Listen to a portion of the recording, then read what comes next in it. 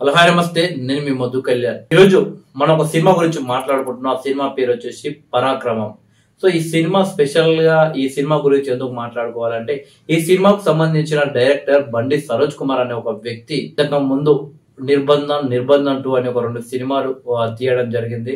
అవి యూట్యూబ్ లో రిలీజ్ చేయడం జరిగింది. సో అవి ఎలాంటి సెన్సార్ లేకుండా, అంటే మొత్తం బోల్డ్ కంటెంట్ 18+ ఆ సినిమాలు ఉండడం జరిగింది. బట్ జనాలను మాత్రం బాగా ఆకట్టుకున్నాయని చెప్పవచ్చు. దానికి ప్రధాన కారణం ఏంటంటే, ఆ సినిమాల్లో రియల్ లైఫ్ లో జరిగే చాలా సన్నివేశాలు ఆ సినిమాలో ఉండడం, రియల్ లైఫ్ లో మనం మాట్లాడుకునే మాటలు కూడా ఆ సినిమాలో ఉండడం, సో రియల్ గా మన కళ్ళ ముందే జరుగుతున్నట్లు ఆ సినిమాలో ఆయన చూపించడం జరిగింది.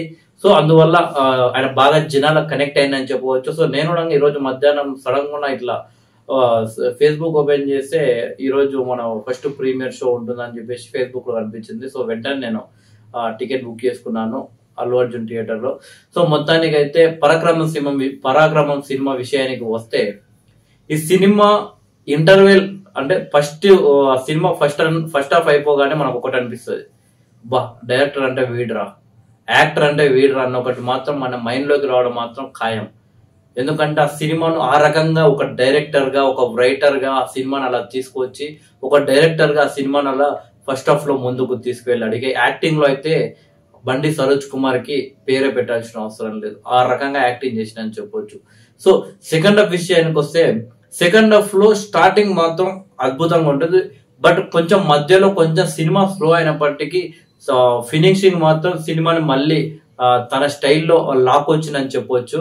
సో మొత్తానికి అయితే సినిమా చూడొచ్చు అంటే తప్పకుండా చూడొచ్చు అని చెప్పొచ్చు. సో ఈ మధ్యన వచ్చిన సినిమాలు, ఈ నెలలో వచ్చిన సినిమాలు పెద్దగా జనాలను ఆకట్టుకోలేదు. బట్ ఆ సినిమాలతో పోలిస్తే మాత్రం ఈ సినిమా మాత్రం తప్పకుండా 100కు 90% న్యాయం చేసిందని చెప్పవచ్చు.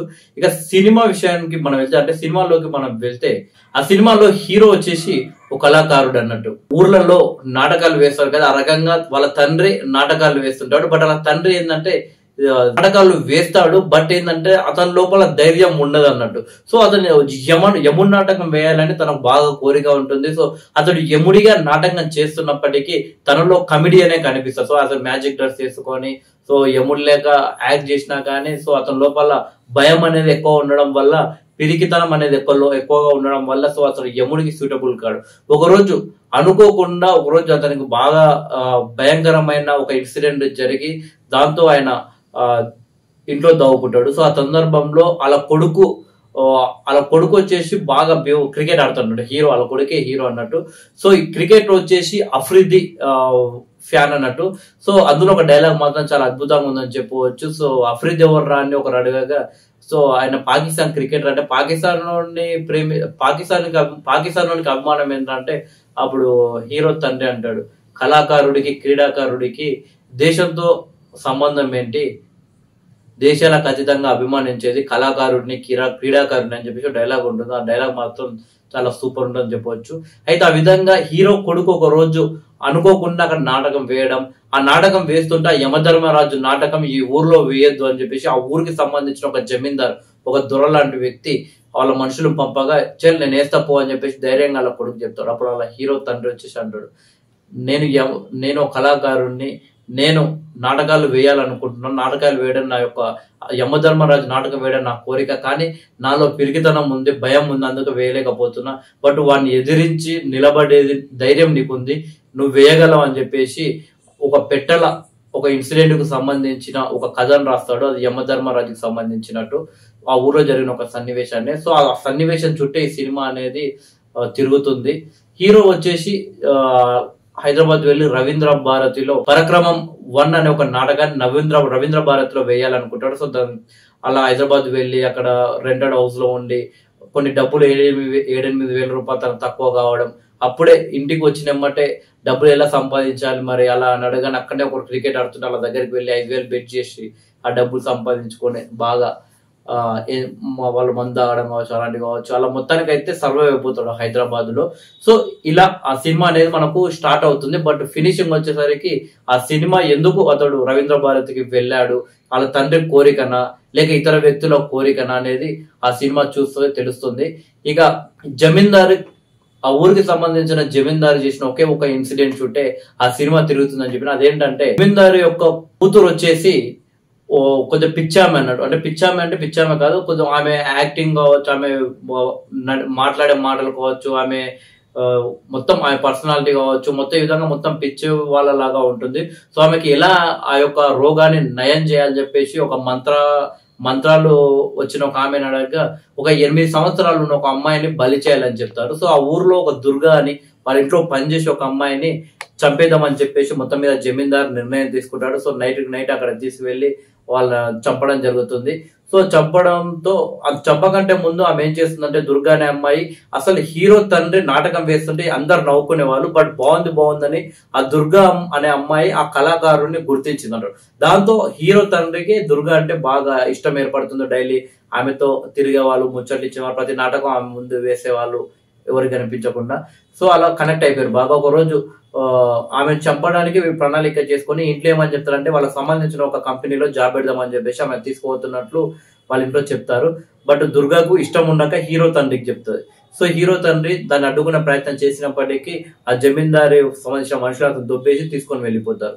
సో హీరో తండ్రి అలాగనే వెళ్ళి దుర్గా ఎక్కడుందో వెతుకుంటూ వెళ్ళగా ఒకరోజు నైట్ టైంలో బాగా ఆడ పూజలు చేస్తూ ఆమెను చంపడానికి రెడీగా మొత్తం ఏర్పాటు చేసి మొత్తం మీద ఒక కత్తి తీసుకొని ఆమెను చంపేస్తారు.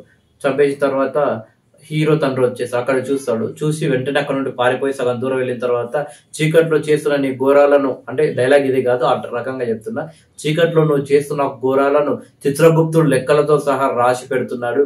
ఈ కర్మ నువ్వు అనుభవించాల్సిందే, యమధర్మరాజు వస్తాడు, నీ ప్రాణాలు తీస్తాడు, నీకు శిక్ష వేస్తాడని చెప్పేసి కొన్ని డైలాగులు చెప్పి హీరో తండ్రి పారిపోతాడు.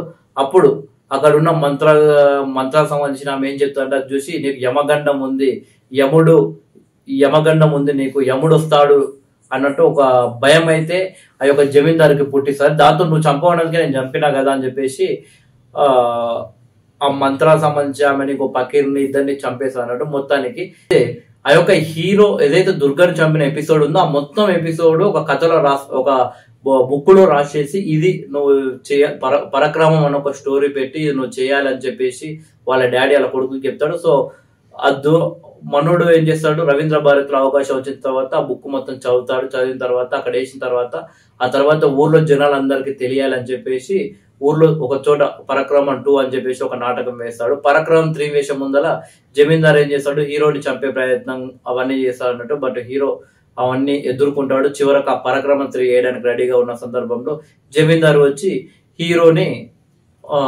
బ్రతిమలాడుకుంటారు, వద్దు నన్ను వద్దే, నేను చేసి తప్పు కాదు, నేరం చేశానని చెప్పేసి. హీరో ఉండి నేను నిన్ను శిక్షించాలా, నీకు నువ్వే శిక్షించుకుంటావు అంటే నేనే శిక్షించుకున్నా అని చెప్పేసి ఇంట్లోకి వెళ్ళి ఊరేసుకున్నాడు.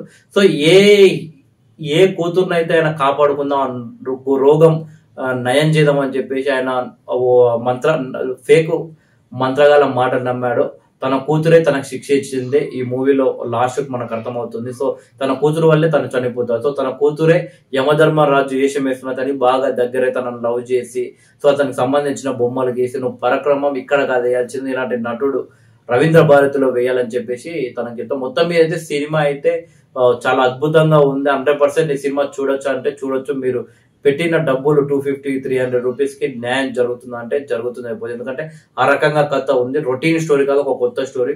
చాలా ఊర్లలో జరిగే సన్నివేశాలే, బట్ ఒక్కొక్క ఊర్లో ఒక్కొక్క రకంగా జరుగుతుంటాయి నరబలు అనేటివి. సో ఈ సినిమాలో నరబలి ఒక అంశానికి సంబంధించింది. సో సినిమా మాత్రం చాలా అద్భుతంగా ఉంది. బీజిఎం కావచ్చు, డైలాగ్స్ మాత్రం పేరు పెట్టొద్దు, నటుడు నటించిన తీరు మాత్రం అద్భుతం అని చెప్పొచ్చు.